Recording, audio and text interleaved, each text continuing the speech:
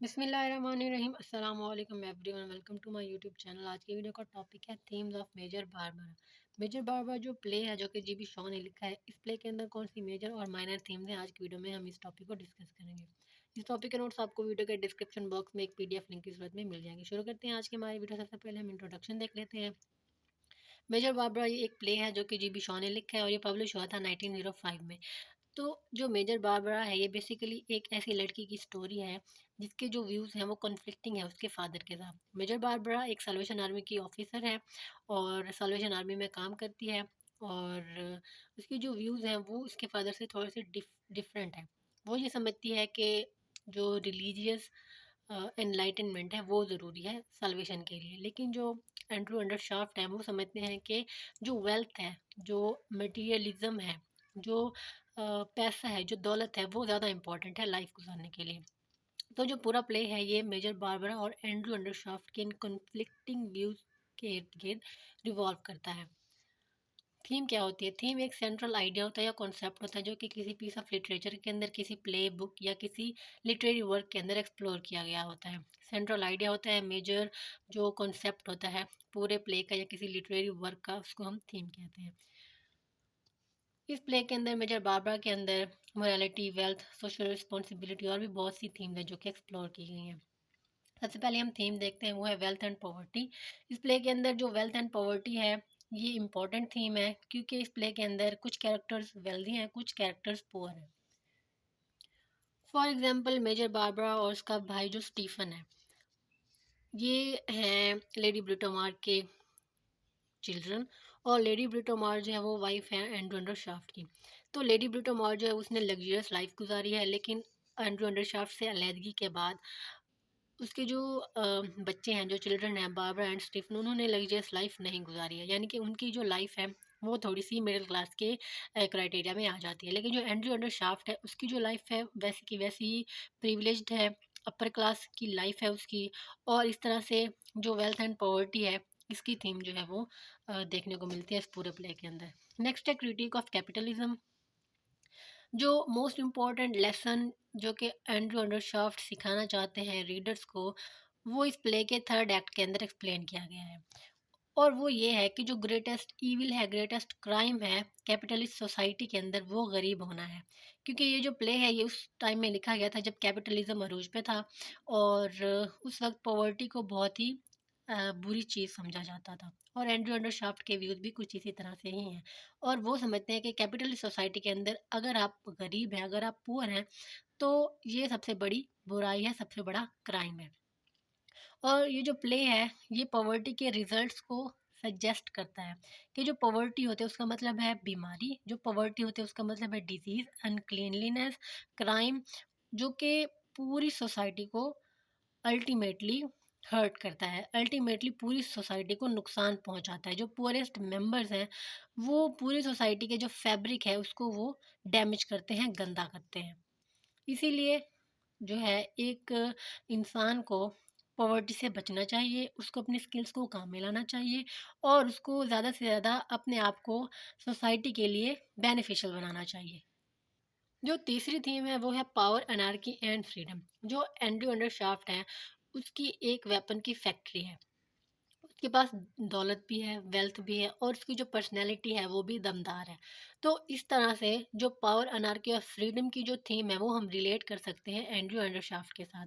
Andrew अंडरशाफ्ट एक weapon factory है उसकी, वो वेपन्स बनाता है। इस तरह से सबसे पहली पावर जो उसके पास आती है वो उसकी वेपन फैक्ट्री से आती है। दूसरा, वो वेल्दी है, जो दूसरी पावर आती है वो उसकी वेल्थ से आती है। तीसरा ये कि जो उसकी पर्सनैलिटी है वो एक रोबदार है, यानी कि वो बहुत से जो इंस्टीट्यूशन है जो कि सल्वेशन आर्मीज होती हैं उनमें भी बहुत ज़्यादा कंट्रीब्यूट करते हैं। तो इस तरह से जो अल्टीमेट पावर और जो फ्रीडम है, जो अथॉरिटी है, जो अनार्की है, वो एंड्रू अंडरशाफ्ट के पास ही है।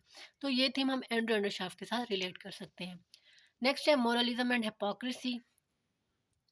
मोरलिज्म और हिपोक्रेसी, इस प्ले की थीम इस तरह से है कि जो मेजर बारबरा है वो मोरालिटी को, मोरलिज्म को सपोर्ट करती है, लेकिन जो लेडी ब्रिटोमार्ट है, स्टीफन और चार्ल्स लोमैक्स है, ये भी मोरालिटी को ही सपोर्ट करते हैं, लेकिन इनके अंदर कहीं ना कहीं हिपोक्रेसी पाई जाती है। क्योंकि लेडी ब्रिटोमार्ट, स्टीफन और चार्ल्स लोमैक्स जो है ये क्रिटिसाइज़ करते हैं एंड्रयू अंडरशाफ्ट की वेल्थ को, एंड्रयू अंडरशाफ्ट की वेपन फैक्ट्री को। लेकिन इन टर्न वो एंड्रयू अंडरशाफ्ट की वेल्थ से ही फ़ायदा उठा रहे होते हैं, क्योंकि एंड्रयू अंडरशाफ्ट जो है वो लेडी ब्रिटोमार्ट को पैसे भी देता है, क्योंकि उनकी अलग हो चुकी होती है, लेकिन फिर भी लेडी ब्रिटोमार्ट जो है वो अपने उनके जो चिल्ड्रन हैं उनको बेयर करने के लिए और उनके चिल्ड्रन की परवरिश करने के लिए वो एंड्रयू अंडरशाफ्ट से पैसे ले रही होती है। इसके अलावा एक और एग्जांपल भी है कि लेडी ब्रिटोमार्ट जो है वो फैमिली और ट्रेडिशन को प्रायोरिटाइज करती है बज़ाहिर, लेकिन बाद में वो मनी और स्टेटस को ही प्रायोरिटी देती है सबसे ज़्यादा। और एंड्रयू अंडरशाफ्ट जो है वो भी हिपोक्रेसी की थीम को सिंबलाइज करता है, जब वो वेपन्स की मैन्युफैक्चरिंग को इम्पोर्टेंस देता है, लेकिन इन टर्न वो उन वेपन्स को यूज़ करने से इनकार कर देता है। तो इस तरह से हिपोक्रेसी की जो थीम है वो यहाँ पे भी हमें देखने को मिलती है। नेक्स्ट है गुड वर्सेस इविल।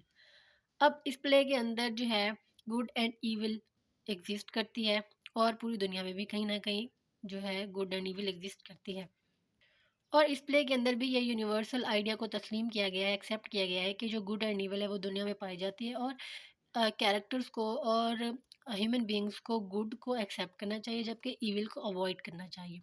और बहुत सी जो डेफिनेशंस हैं गुड एंड इविल की वो इस प्ले के कैरेक्टर्स के अंदर हमें देखने को मिलती हैं। जैसे जो पीटर शर्ले है, ये एक कैरेक्टर है इस प्ले के अंदर जो कि वेल्थ को ग्रेटेस्ट ईविल कहता है, लेकिन जो एंड्रयू अंडरशाफ्ट है वो पॉवर्टी को ग्रेटेस्ट सिन कहता है।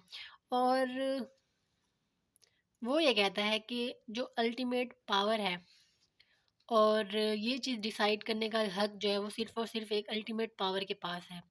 वो ही ये डिसाइड कर सकती है कि क्या चीज़ रॉन्ग है और क्या चीज़ राइट है। लेकिन अल्टीमेट पावर को यहाँ पे ज़ाहिर नहीं किया गया है, वो गॉड भी हो सकते हैं, कोई और पावर भी हो सकती है। इसके अलावा जो मेजर बारबरा उसके अंदर ये एबिलिटी है कि वो गुड को इविल से डिस्टिंग्विश कर सके, क्योंकि जब उसकी सैल्वेशन आर्मी में डोनेशन दी जाती है एक ऐसी फैक्ट्री की तरफ से, एक ऐसे बिजनेस ओनर की तरफ से जिसकी वेपन की फैक्ट्री, यानी कि एक तरह से वो वेपन्स बनाता है लोगों की जान लेने के लिए, और दूसरी तरफ वो डोनेट करता है सैल्वेशन आर्मी की तरफ। तो मेजर बारबरा जो ये इस कॉन्सेप्ट को बिल्कुल भी एक्सेप्ट नहीं करती, और वो डोनेशन के जो पैसे हैं वो लेने से इनकार कर देती है। और जो विस्की डिस्टिलर है होरेस वोडगर, वो भी डोनेट करता है सल्वेशन आर्मी में, लेकिन मेजर बारबरा बहुत ज़्यादा एहतजाज करती है, प्रोटेस्ट करती है कि इनसे हमें डोनेशन नहीं लेनी चाहिए। लेकिन जो मिसिस बेन्स हैं जो कि सल्वेशन आर्मी की ओनर है, वो उनसे जो उनकी डोनेशन है वो ले लेती है। इस तरह से मेजर बारबरा जो है उसका जो हार्ट है वो चेंज होता है, उसके जो पॉइंट ऑफ व्यू और थॉट्स हैं वो चेंज होते हैं इस दुनिया के जजमेंट्स के बारे में, कि इंसान जो है, ये जो दुनिया है ये एक दूसरे की सपोर्ट के साथ ही चल रही है।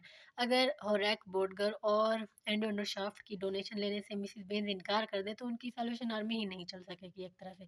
उनकी जो सल्वेशन आर्मी है वो सिर्फ़ और सिर्फ़ इनकी डोनेशन से ही चल रही है। तो इस तरह से जो मेजर बारबरा है, उसके जो गुड एंड इविल के थॉट्स हैं वो चेंज हो जाते हैं। नेक्स्ट है जेंडर, ये भी एक इंटरेस्टिंग थीम है मेजर बारबरा के अंदर। जीवी शॉ ने फीमेल का रोल जो है वो एक्सप्लोर किया है सोसाइटी के अंदर मेजर बारबरा के कैरेक्टर के ज़रिए। मेजर बारबरा जो है ट्रेडिशनल जेंडर नॉर्म्स को चैलेंज करती है, सल्वेशन आर्मी को जॉइन करके सल्वेशन आर्मी ऑफिसर बन जाती है, और अपना जो करियर है वो सोशल वर्क की तरफ मोड़ देती है। उसका जो वो अपना करियर सोशल वर्क की तरफ बनाती है। और जीवी शॉ ने जो पावर डायनामिक्स है मेन एंड वुमेन के दरमियान उसको भी हाईलाइट किया, उनकी जो लिमिटेशंस होती हैं उनको भी एक्सप्लोर किया है इस प्ले के अंदर। नेक्स्ट है रिलीजन। रिलीजन भी एक सिग्निफिकेंट थीम है मेजर बारबरा के अंदर। जो प्ले है ये रोल ऑफ फेथ को और जो क्लैश होता है डिफरेंट रिलीजियस बिलीफ्स के दरमियान, उसको इस ये प्ले एक्सप्लोर करता है। जीबी शॉ ने सल्वेशन आर्मी को एक रिलीजियस ऑर्गेनाइजेशन के तौर पर प्रेजेंट किया है जो कि पुअर पीपल की मदद करती है और सोशल चेंज को प्रमोट करती है। कैरेक्टर जो कि मेजर बारबरा उसके ज़रिए एक ऐसा कैरेक्टर प्रेजेंट किया है जो कि सल्वेशन आर्मी में बढ़ चढ़ के हिस्सा लेती है, और पूरी दिलजोई के साथ, पूरी डिवोशन के साथ सल्वेशन आर्मी के जो प्रैक्टिसेस हैं, जो एक्टिविटीज़ हैं उनमें पार्टिसिपेट करती है। और और जीवी शो ने उन कम्प्लेक्सिटीज़ को भी एक्सप्लोर किया है जो कि एक मोरल और एम्बिशियस जो एक पर्सन होता है वो इस पूरी दुनिया में जो कि एम्बिग्विटीज़ और जो कि कम्प्लेक्सिटी से भरी हुई है, उसमें एक पर्सन को जो कि राइटियस होता है, जो कि एम्बिशियस होता है, जो कि मोरल होता है, उसको किस तरह की प्रॉब्लम्स फेस करनी पड़ती है, इस चीज़ को भी जीबी शो ने अपने प्ले के अंदर रिप्रेजेंट किया है। नेक्स्ट है family and relationship. Family and relationship ये भी एक इंपॉर्टेंट थीम है मेजर बारबरा प्ले की। ये जो प्ले है ये डायनामिक्स को, फैमिली डायनामिक्स को एक्सप्लोर करते हैं अंडरशाफ्ट फैमिली के अंदर। पर्टिकुलरली जो मेजर बारबरा उसका जो फादर है एंड्रू अंडरशाफ्ट, उनका जो रिलेशन है उसके उनके जो कॉन्फ्लिक्ट्स हैं, कॉन्फ्लिक्टिंग थॉट्स हैं, कॉन्फ्लिक्टिंग व्यूज़ हैं, उनके जो कॉन्सेप्ट्स हैं उनको वो रिप्रेजेंट करता है। इसके अलावा जो फैमिलियल बॉन्ड्स हैं उनकी जो कम्प्लेक्सिटीज़ हैं और जो वैल्यूज़ होती हैं, आइडियोलॉजीज़ होती हैं जनरेशन्स के दरमियान। अब जैसे एंडो शाफ्ट की एक अलग जनरेशन है और मेजर बारबरा की अलग जनरेशन है, तो ज़ाहिर-सी बात है उनके वैल्यूज़, उनकी जो आइडियोलॉजीज़ हैं, उनके जो थॉट्स हैं, उनके जो पॉइंट ऑफ व्यूज़ हैं वो भी डिफरेंट होंगे। तो इस तरह की जो फैमिलियल बॉन्ड्स होते हैं, इनमें जो कॉन्फ्लिक्ट्स पाए जाते हैं, उनको रिप्रेज़ेंट किया है मेजर बारबरा प्ले ने। इसके अलावा जो फैमिली का जो इम्पैक्ट होता है इंडिविजुअल आइडेंटिटीज़ के ऊपर, उनकी चॉइसेस के ऊपर, इसको भी ये प्ले रिप्रेजेंट करता है। नेक्स्ट है सोशल रिस्पॉन्सिबिलिटी एंड ड्यूटी। ये भी शोन है जो इंडिविजुअल की ऑब्लिगेशंस होती हैं, एक इंसान की, एक इंडिविजुअल की सोसाइटी की तरफ क्या ड्यूटीज़ हैं, उनको रिप्रेजेंट किया है। जो सोशल इश्यूज़ हैं उनको एड्रेस किया है। जैसे जो सल्वेशन आर्मी है जो कि बारबरा को रिप्रेजेंट करते हैं, जो बारबरा है वो सल्वेशन आर्मी को रिप्रेजेंट करते हैं, उसके जो कुलीग्स हैं उनके पास एक सोशल रिस्पॉन्सिबिलिटी है, सोशल रिफॉर्म की, सोसाइटी को चेंज करने की। और उनके पास ये ड्यूटी है कि उन्होंने पुअर पीपल की हेल्प करनी है, उनको रिलीजियस एनलाइटनमेंट देनी है और उनको रिलीजन की तरफ लेके आना है, उनकी लाइफ को बेहतर बनाना है। तो इस तरह से ना सिर्फ ये कि आप अगर किसी सैल्वेशन आर्मी से या किसी ऑर्गेनाइजेशन से वाबस्ता हैं या आपका किसी ऑर्गेनाइजेशन के साथ रिलेशन है, तभी आप कोई जो सोशल वर्क है वो कर सकते हैं। बल्कि एक इंडिविजुअल को हर वक्त जो है सोशल वर्क में मसरूफ़ रहना चाहिए, बिजी रहना चाहिए और सोशल रिफॉर्म लाने के लिए जो उससे जो भी हो सकता है उसको वो करना चाहिए। नेक्स्ट है the ideal community and the crime of poverty. इस थीम के अंदर ये कॉन्सेप्ट है कि जो आइडियल कम्युनिटी है वो लाना चाहते हैं एंड्रू अंडरशाफ्ट। और एंड्रू अंडरशाफ्ट जो है वो पॉवर्टी को क्राइम समझते हैं और अगर इस क्राइम को जल्द से जल्द एलिमिनेट ना किया गया तो जो सोसाइटी है उसके फैब्रिक को ये डैमेज कर सकती है।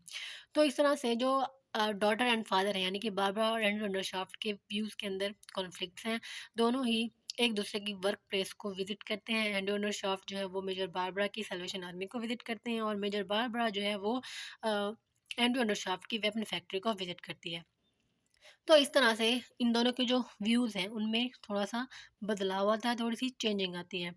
और तब जाके मुझे बार-बार को ये रियलाइज़ होता है कि जो पीपल हैं, जो पर्सन हैं, जो ह्यूमन बीइंग्स हैं, उनको सिनफुलनेस से यानी कि गुनाहों से निजात नहीं चाहिए, बल्कि उनको जो उनकी पॉवर्टी है, उससे निजात चाहिए। जब उनको मटीरियलिस्टिक और उनको जब मटेरियल सपोर्ट दी जाएगी, उनको जब फाइनेंशियल सपोर्ट दी जाएगी ह्यूमन बीइंग्स को उनकी पॉवर्टी को इरेडिकेट करने में, तब जाके जो सोसाइटी है वो एक वेलफेयर सोसाइटी बनेगी। और इस तरह से एक सक्सेसफुल सोसाइटी का जो है वो वजूद सामने आएगा। इस तरह से अंडरशाफ्ट जो है वो पॉवर्टी को वर्स्ट ऑफ क्राइम समझते हैं और अंडरशाफ्ट के लिए जो पॉवर्टी है वो सबसे बड़ा क्राइम है, सबसे बड़ा गुनाह है। और इसको इरेडिकेट करने के लिए जितनी जल्दी और जितनी ज़्यादा कोशिशें हो सकें वो की जानी चाहिए।